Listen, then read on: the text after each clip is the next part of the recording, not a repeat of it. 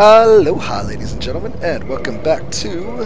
No, wrong pose. Welcome back to Let's Play Dark Souls with yours truly, me, Delicate Blood. So we're going to fight the boss of this area. What I would highly encourage is some type of bleeding weapon is probably what I don't know what I just clicked on. I would encourage some type of bleeding weapon, so I don't have it, but a bandit's dagger has bleeding on it, so if you started off as a thief, that weapon would be very effective. This reinforced club, I did show off where to buy that in a previous video, and evidently that has bleeding on it, so that would not be a bad weapon to have. The Morning Star can be found basically on your way to get here. Again, it has bleeding weapon damage on it, but basically you're going to want a high damage weapon of any sort that has bleeding. And I do say bleeding because this enemy is a hit and go type monster. In terms of shield and armor, honestly, naked.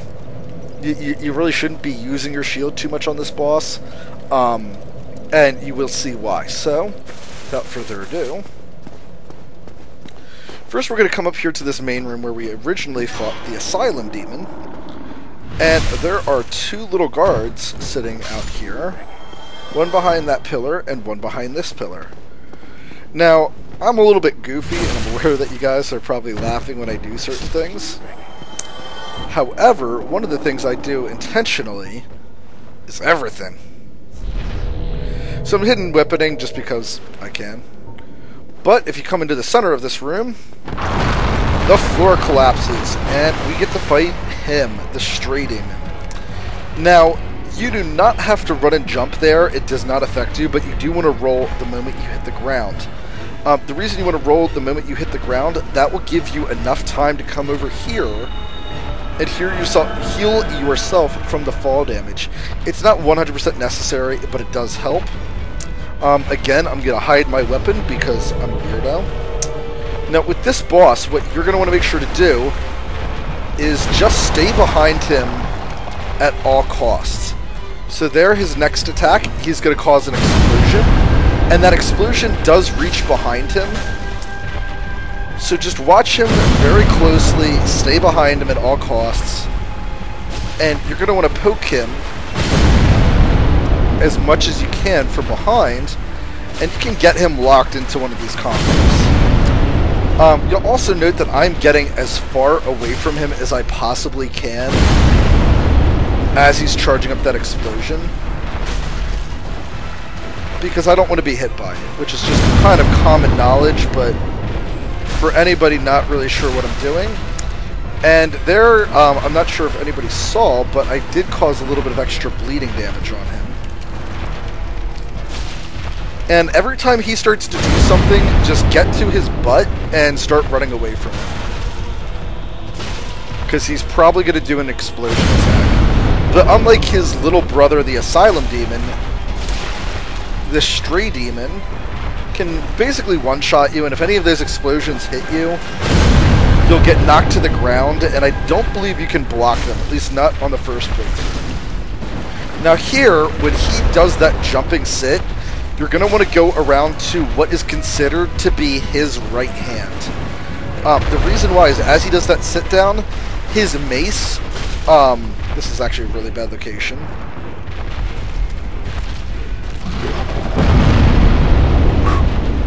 So what he did there is he threw out his hand and he casts like a fireball at you, basically said. Or a giant explosion in front of him. And it's the fast cast of that giant spell, which is ridiculous. But you just want to sit here, take your time as much as possible. And I'm in a bad location. There we go. But as he does that sit-down attack, his mace, in essence, becomes a part of his body. So you can get sometimes like a unit collision with him. Now I can't hit him. Yeah, so there you see, I got damaged by the aftershock of it. And take your time to heal yourself as well. This is a boss you want to have full health on. I'm not sure how I dodged that, to be honest. Kinda got lucky. But yeah, just want to take your time as much as possible. Sometimes You might want to unfocus him, because obviously you move a little bit slower while focused. And I missed the stab. But yeah, I honestly, my preference to fighting him is not locked on.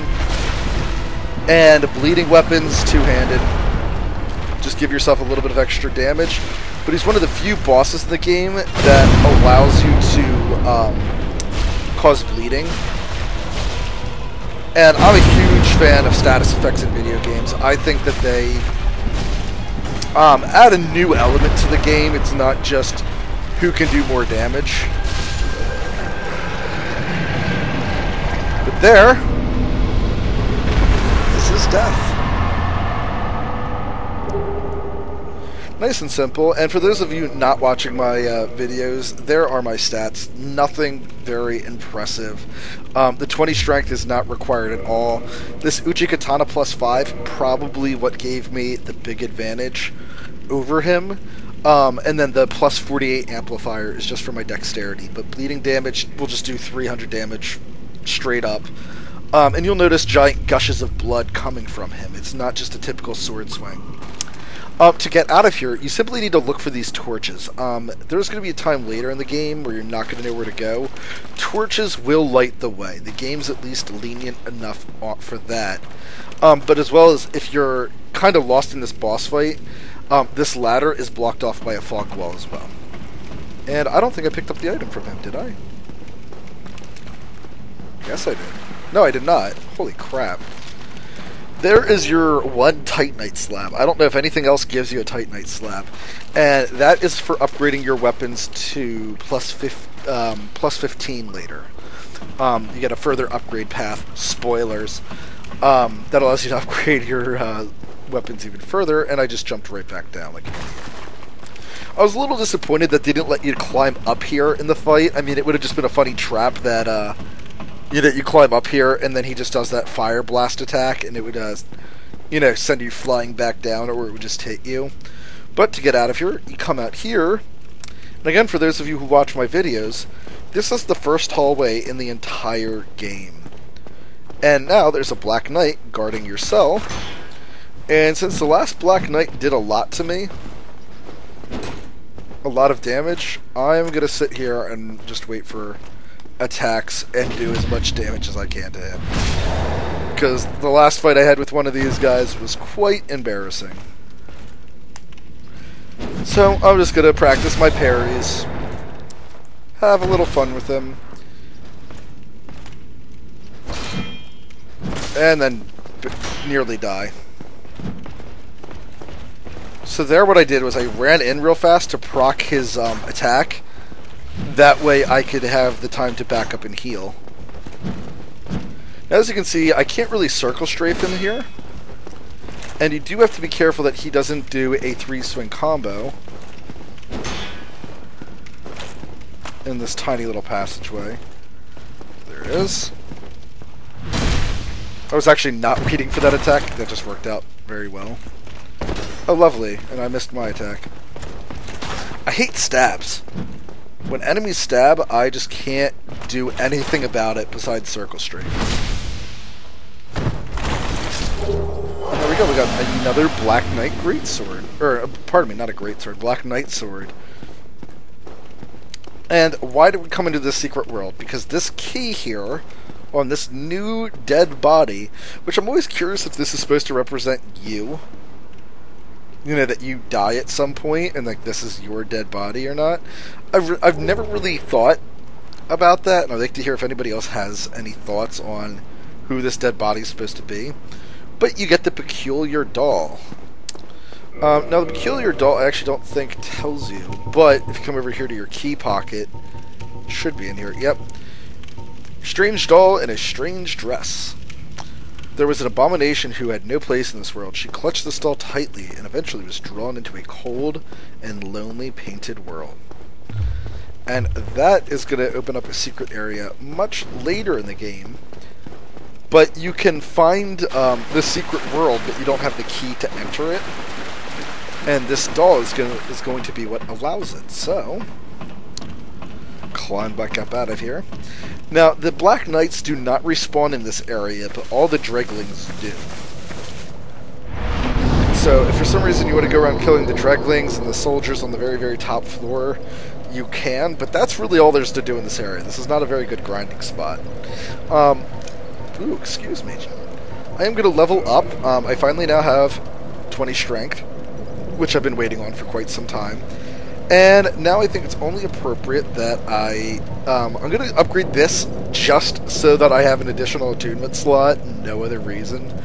But now I'm just going to start equally balancing out my endurance and vitality. And since I don't have enough points at the moment, I guess I'll go with vitality.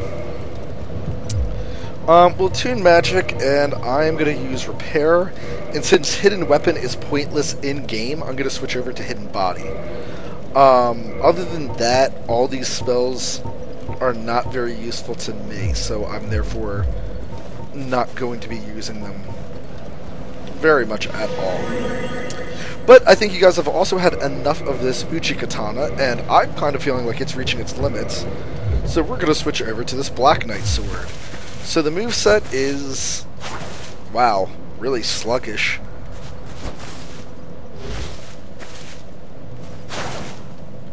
And a very, very long stab time. Frickin' use it as a hammer, why don't you?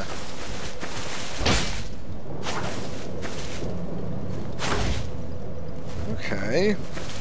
Interesting moveset. I can't say that I like it.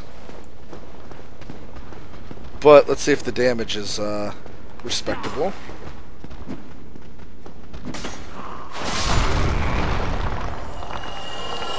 Well, it has a knockback effect.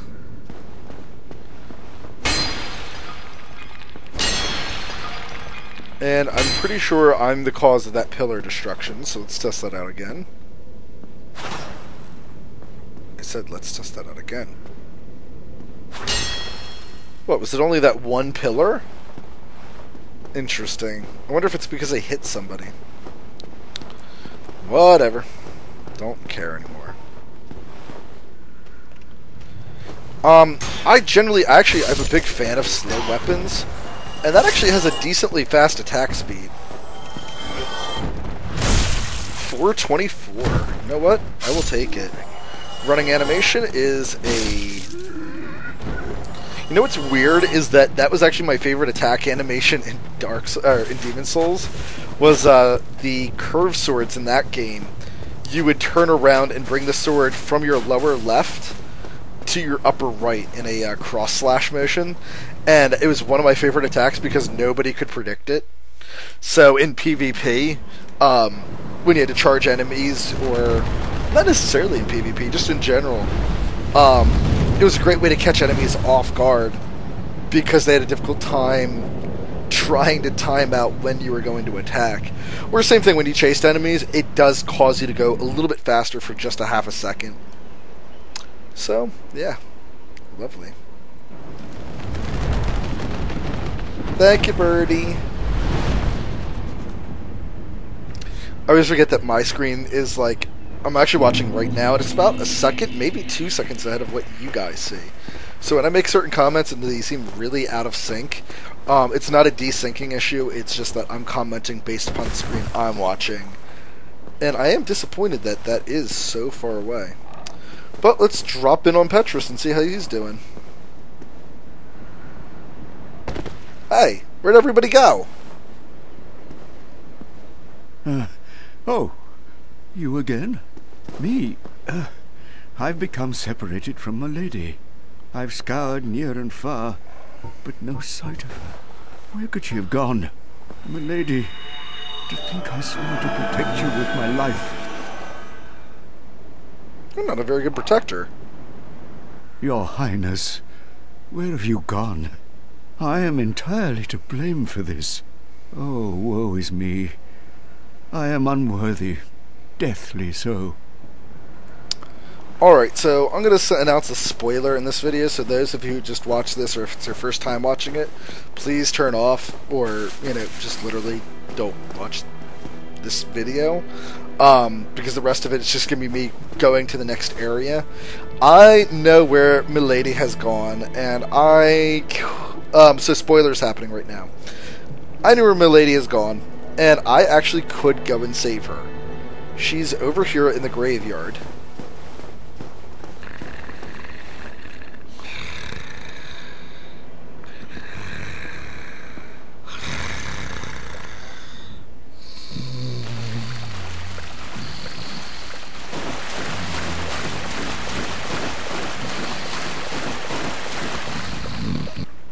Okay, that actually just gets annoying.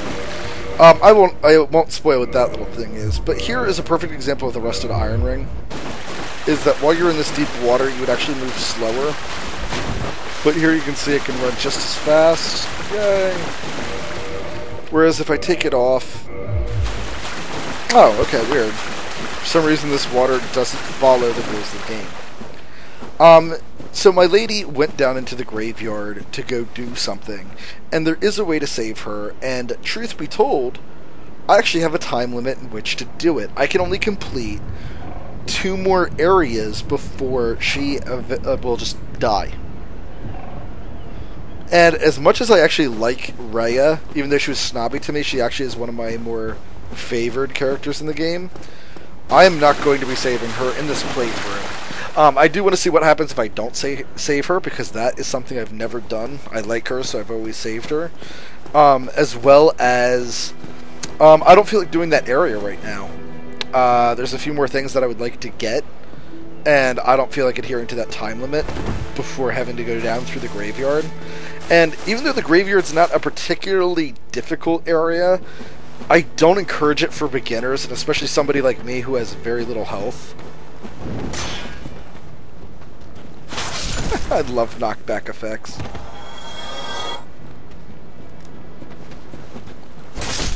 It's not what I said to do. Whoa! You know what? I kind of like the surprise factor of that. I hate this weapon already. I'm not going to be happy using it. But it is doing the damage that needs to be done.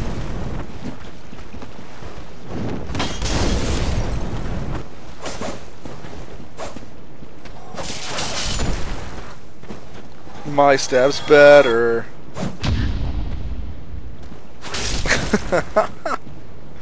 Oh, that's awesome. So unnecessary. Alright, but I promise to go on to the next area. And you know what else I keep forgetting to use is my pine resins. Now with this Black Knight sword, the Black Knight sets, I don't believe they allow weapon enchantment of any kind. So they will not allow you to use magic weapon, gold pine resin, or charcoal pine resin. So, with that being said, whamp, whamp. I know this has been a short episode, and I kind of apologize for it, guys, but I don't want to... I didn't rest at Firelink Shrine. Ah, tits. Alright, I'll have to go back and do that off camera. Goodbye. I don't know why that knockback effect never gets old. Like, ever. Alright, so next time, guys, you will meet me at this door, and we will traverse the great depths. Thank you so much for watching, and ta-ta.